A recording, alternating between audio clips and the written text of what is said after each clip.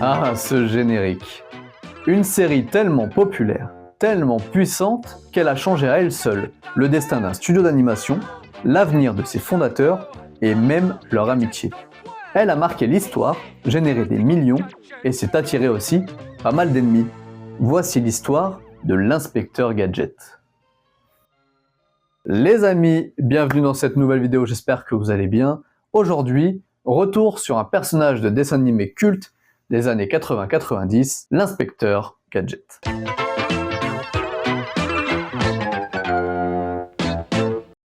Inspecteur Gadget est une série d'animation de 83 épisodes diffusée entre 1983 et 1985, puis rediffusée à gogo. Gogo Gadgeto. Pardon, c'était la seule blague, promis. Inspecteur Gadget est l'un de ces rares dessins animés à ne pas avoir été conçu d'origine pour vendre des jouets. Bon après, il va pas s'en priver non plus derrière.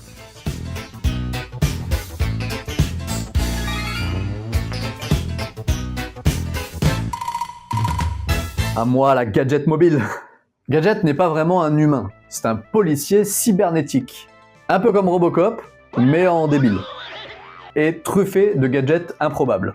Bras télescopiques, hélices d'hélicoptère intégrées, patins à roulettes, loupe dans la main, des skis, des jumelles, bref, tout ce que tu peux imaginer, il l'a à l'intérieur de lui. Officiellement, il protège la ville de Metro City contre l'organisation criminelle MAD orchestrée par le Dr Gang. Bien que la série s'appelle Inspecteur Gadget, on peut pas dire que ce soit réellement lui le héros. Cette place revient réellement à sa nièce Sophie et son chien Fino, qui sont bien plus malins que lui et vont au final résoudre toutes les énigmes dans l'ombre. L'idée de Gadget vient d'Andy Eward, ancien scénariste chez Hanna-Barbera. En 1980, il rejoint le studio français DIC, ou DIC, je sais pas comment ça se prononce, et imagine cette histoire de policier maladroit qui sera sauvé par la technologie après une chute sur une peau de banane. J'avais pas fini ma phrase. Tout au long de la série, on pourra remarquer des inspirations venues d'autres séries, comme Mission Impossible, par exemple, avec les messages qui s'autodétruisent. Son look est directement inspiré de l'inspecteur Clouseau dans La Panthère Rose, et bien sûr de la série L'homme qui valait 3 milliards, pour le côté homme avec plein de gadgets à l'intérieur. Le design est signé Bruno Bianchi, futur papa de Ulysse 31.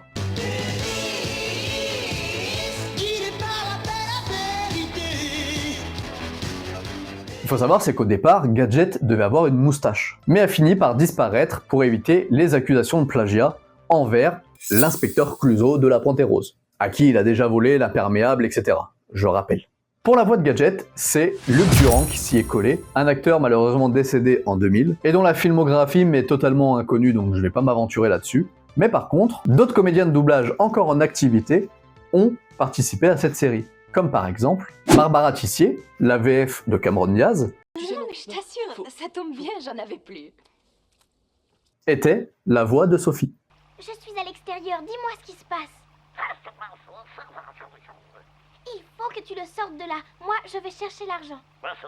Patrick Préjean, la VF de Tigrou par exemple, a aussi fait plusieurs rôles secondaires dans la série. Tout comme Roger Carrel, par exemple, la voix française des Astérix, qui a joué le rôle de Noodleman. Enfermez-les dans la pièce secrète et préparez le traitement complet pour les gadgets de Gadget. Allez. Et s'il y a bien une chose dont il faut absolument parler quand on parle de l'inspecteur Gadget, c'est bien sûr de ce générique de fou. Et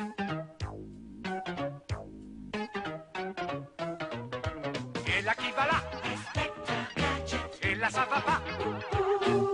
Il est impossible à sortir de la tête. 42 ans après, je connais toujours les paroles par cœur. C'est fou. Alors que le théorème de Thalès, par exemple, plus personne s'en souvient. La série débarque en 1983 et c'est un succès immédiat.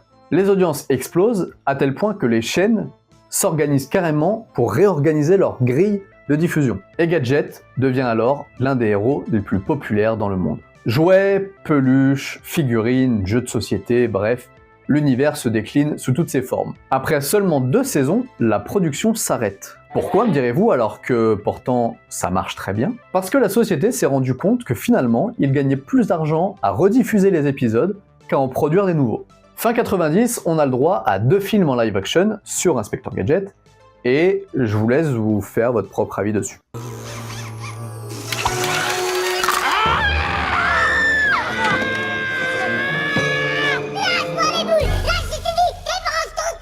Au-delà du personnage, Gadget a sauvé la société DIC de la faillite et a même permis au studio de devenir l'un des plus gros acteurs sur le marché de l'animation dans les années 80 à 90. Ils sont par exemple derrière les Mini-Pouces, les Entrechats, les Bisounours ou encore les mystérieuses Cités d'Or. Aujourd'hui, la franchise a changé de main et elle appartient désormais à Wheelbrain, une société qui pour le moment n'a pas prévu de faire quoi que ce soit de la licence, mais on ne sait jamais quand peut frapper le Dr Gang. Dans les années 80, l'inspecteur Gadget a participé à l'émergence des dessins animés auprès des enfants. Un héros maladroit, une nièce surdouée, un chien rigolo, un méchant mystérieux et un générique qui hante encore des générations entières. Et rien que pour ça, ça mérite un petit gogo Gadgeto merci. Les amis, c'est la fin de cette vidéo, merci de l'avoir regardé. Je vous dis à très bientôt pour une prochaine, portez-vous bien. C'était Zedor. Bye.